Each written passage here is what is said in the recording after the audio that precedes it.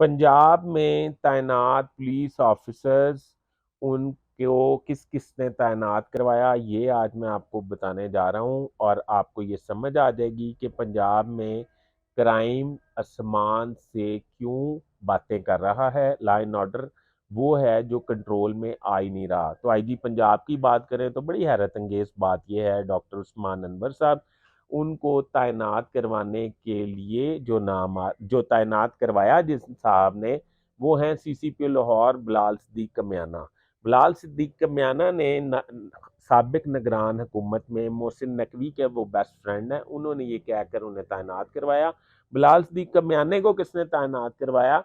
वो करवाया मुस्लिम लीग नून के रहनुमा हमजा शहबाज साहब ने, वो उनके बेहतरीन दोस्त हैं। अब डॉक्टर अनोश मसूद को तैनात करवाया स्पीकर कौमी असम्बली सरदार अयाज सादिक ने। डीआईजी इन्वेस्टिगेशन जिशान असगर को तैनात करवाया खोखर बरादरान ने, जो मरीम नवाज साहिबा के बहुत करीब हैं, उन्होंने इनको तैनात करवाया बतौर डीआईजी इन्वेस्टिगेशन।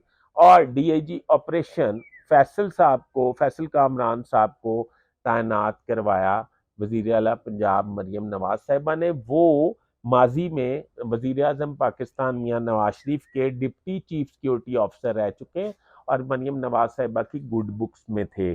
जबकि जिशान असगर साहब माजी में एएसपी चूंग और एसपी सदर की तैनाती काट चुके हैं और खुद खोखर बरादरान के काफ़ी करीब रह चुके हैं। तो इन सफारशी लोगों ने इन लोगों को तैनात करवाया।